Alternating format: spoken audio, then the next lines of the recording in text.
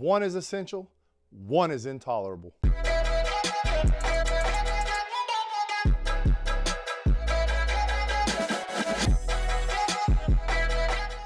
Hey, what's up? Hello and welcome to the Pantry Podcast, where we serve up Jesus, not junk food. And today we are talking about aid and abuse. But before we get into it, remember to like and subscribe, comment, share, all the things that help the algorithm get us out to more people with the message of Jesus. Man, you got to jump in there quick. Otherwise, I jump in when we get halfway through and then all of a sudden you're like, wait, like, like you get really in the flow. I never want to interrupt the flow because it's such a good one. And I'm like, but I got to get in that thing that seemingly everyone on YouTube has to say for it to happen. You know, Nice. the spirit of charity is easily forgotten.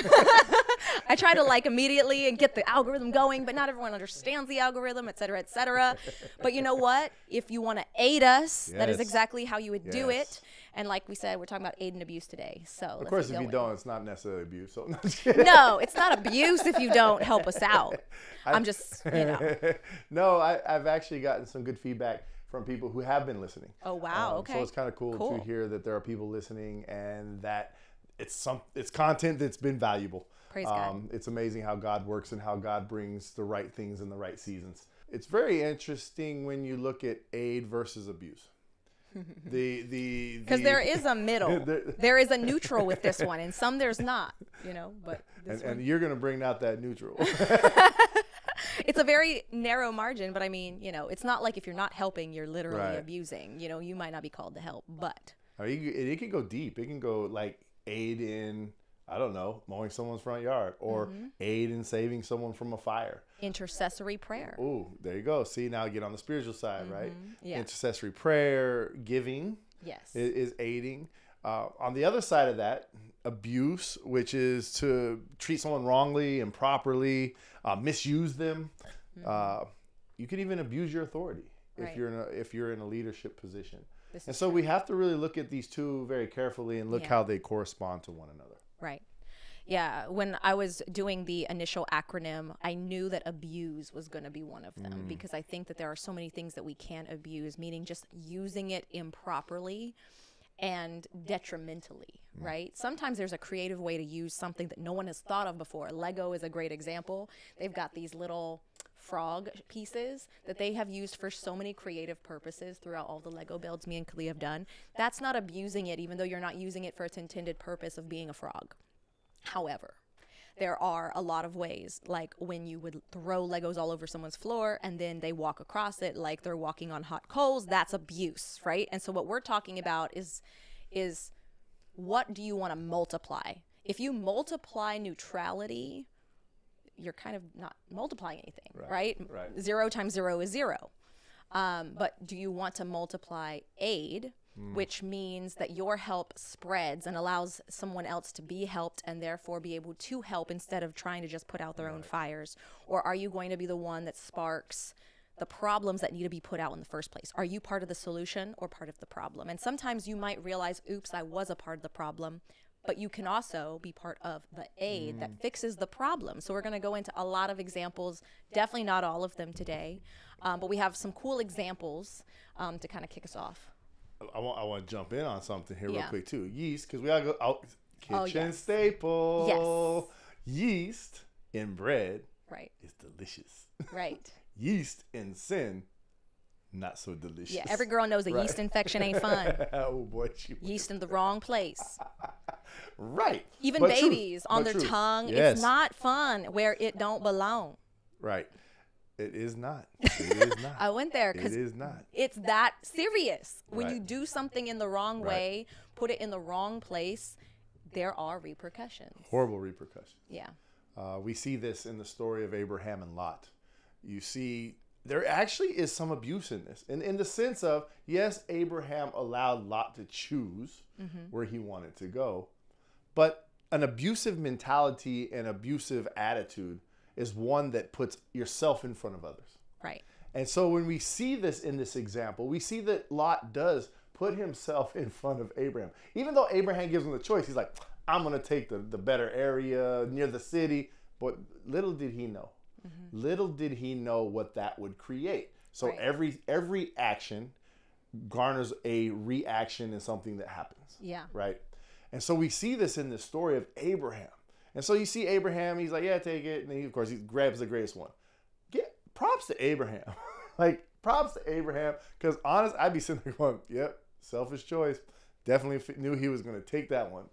Poor attitude. Okay, take it. Cool. Right. But God had other plans. Right. That's a really important thing to note, because you can be abusive with a smile just by being selfish.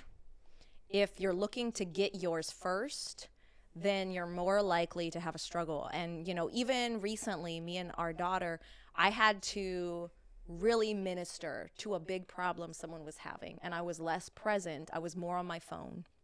And I realized that I hadn't explained why I was on my phone so much. And that's important in this situation, because assumptions also matter. You have to factor in like the eyes of a child and what they're seeing. And I said, hey, I'm really sorry that I'm being so present on my phone and keep interrupting our playtime. There's someone that's really hurting and I'm responding to them. And I don't love you any less. I love hanging out with you so much.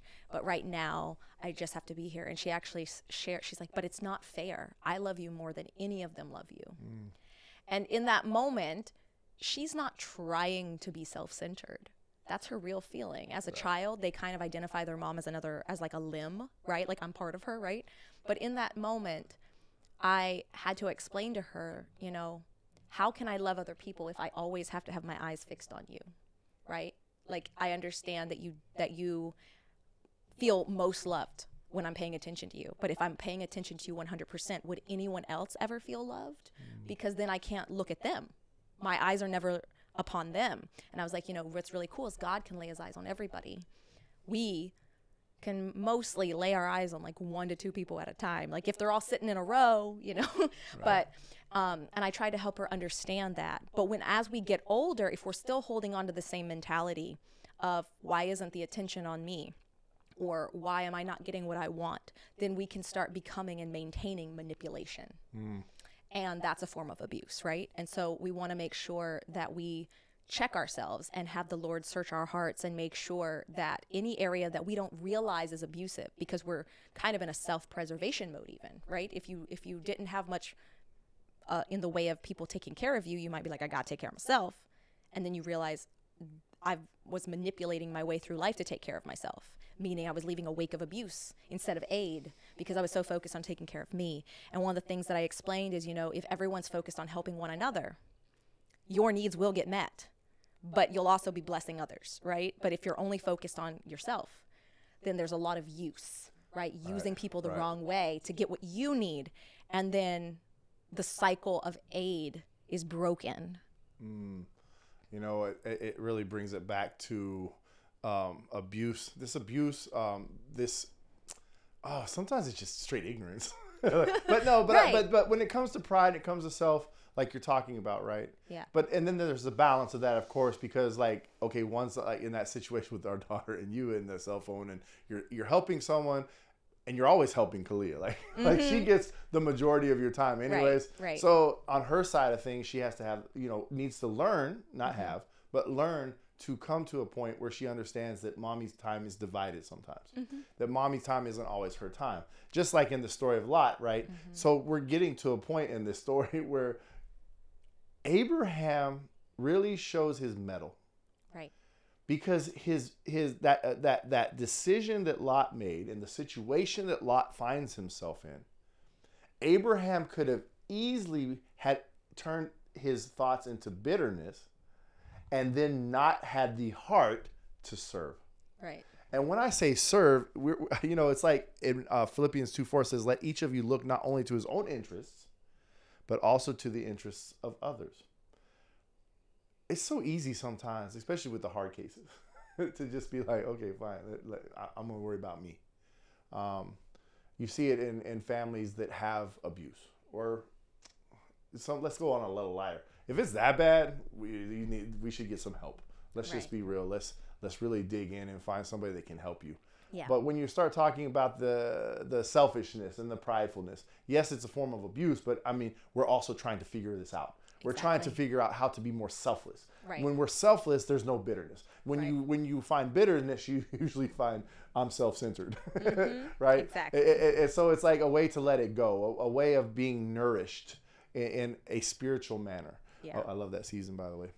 I just saw it Naturally Nourished. But anyways, Season 4. But we see that Lot gets taken away, and in that we're looking at the verses where it's like the 4 kings have seized him.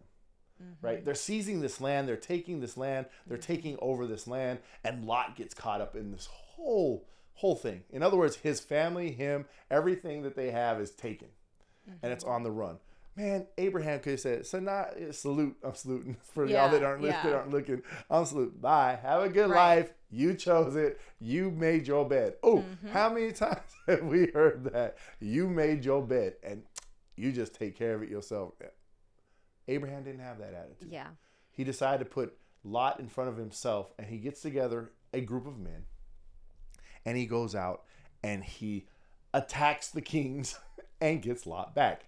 But not only attacks them, annihilates them. Right. Yeah, we're not getting to Melchizedek. We won't. No. We won't get to Melchizedek but it's amazing. Read it. It's amazing. But yes. So but what's cool about this?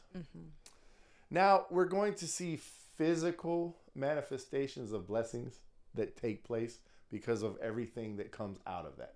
All of the additional things that come to Abraham through this one act of kindness. But when you get into the spiritual realm, we might not see this in the physical realm as far as money and dollars and things, but in the spiritual realm, and you start talking about your health, and you start talking about your heart, and you start talking about the things that are promised and being able to experience them, like the joy and the peace and the comfort and being pressed down and not crushed, and all of these awesome things. Right. It comes from that point. Yeah. Of deciding to be self. I mean, aid is awesome. Selfless. Right? He was selfless. But he also had confidence. Because selflessness also has reliance, and reliance is on God. Yes. And so when we have God and we have reliance, then we can be selfless and still succeed. Right. You know, it's important to remember that you can break a cycle that you find yourself caught in when it comes to aid and abuse. Like if there's constant abuse, and when you're abused, it sparks you to also abuse. And it kind of robs you from that selflessness maybe you're trying to practice. You can break the cycle just because you're trapped in one of someone else's making, or maybe you're making. You can choose to cut it off so that the multiplication stops. Again, going back to the trigger weeds in our yard, like I helped multiply that with one laziness, because I saw weeds and I should have pulled them. Then ignorance, because I didn't realize the gravity of the type of weed I was letting grow. And third, by literally walking through them as they spring up. And that's how I learned what was going on, right? So on 3 different ways, it was my fault. It got bad. But you can break the cycle by now you know what to look for. Now you know not to be lazy. Now you know to pull it up before it does this thing. And so you go out, and now every time I see one, I don't say later. I pull it up right then. And there's very few left in the yard. So yes, we know like begets like. We know that seeds multiply, but if there's bad seeds, you can break a cycle, right? Now, in the story of Abraham and Lot, you have Abraham constantly doing things in the act of aid with a selfless heart, right? And constantly these things cost him something, or at least at the beginning when he makes the decision to do this selfless, helpful, aiding act, it's costing him something because he doesn't know what the outcome is, but his faith allows him to do it. And then what we find out is he gets triple, quadruple blessed in some way, not always in the way you expect, but spiritually in some manner. He keeps growing abundantly because God has realized he can trust him with more. Versus Lot, he keeps making selfish, worldly decisions. And yes, God loves him enough and has a godly person in his life that Abraham keeps bailing him out, but he don't learn his lesson. And he keeps choosing him, and he keeps choosing the world. So he's actually choosing abuse of himself. And you don't see his life multiply in a positive manner. You see his life multiply in a negative manner until literally his offspring, his incestuous offspring, are the reason for half of the problems Israel experiences through all of these very idolatrous nations that come out of it. So you can see the seeds went from 0 to 60 very quickly. Yeah. And so I think that that's one of the things when it comes to aid, even if it's scary, aid even if it costs, aid even if you're like, oh, this hurts, but I know it's the right thing, because God honors that. You know, like he's not going to be like, oh, you gave someone your last $5. I'm going to make sure you never have money again.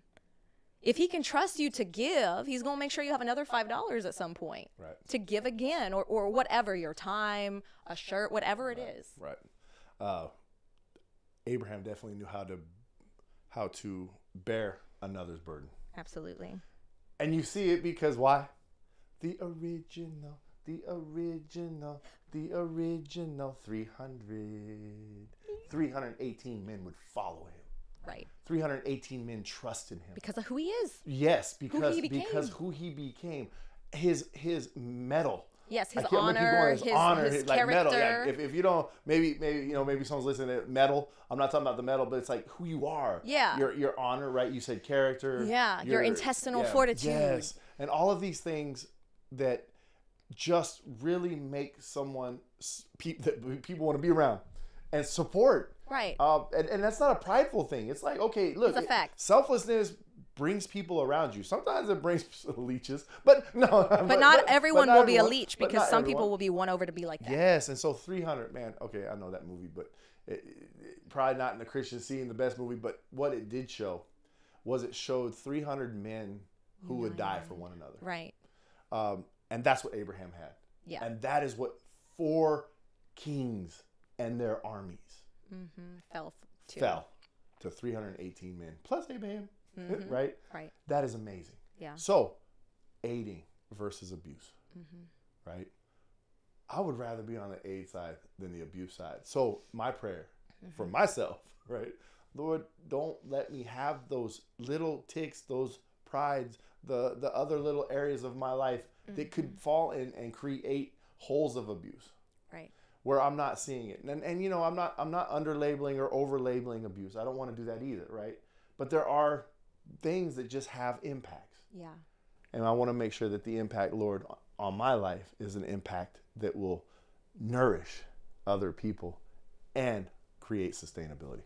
Absolutely. I think that that's the action step, is to pray for the Lord to help you aid more than you abuse, and convict you, truly convict you when you are doing something abusive. You know, we've had other episodes, and pretty much all of them, the bad side is abuse, right? Like, spoiler, you know, like all of the bad options in each of these episodes is a form of abuse, and we're going to keep going. So just ask the Lord to show you and to work in you and soften your heart to people so that you have his heart, you know? So Amen. Next week, we're going to continue with the letter C, big mystery about what those 2 words are. We hope you'll join us, and you can support us at patreon.com/thepantrypodcast. So until next time, bye.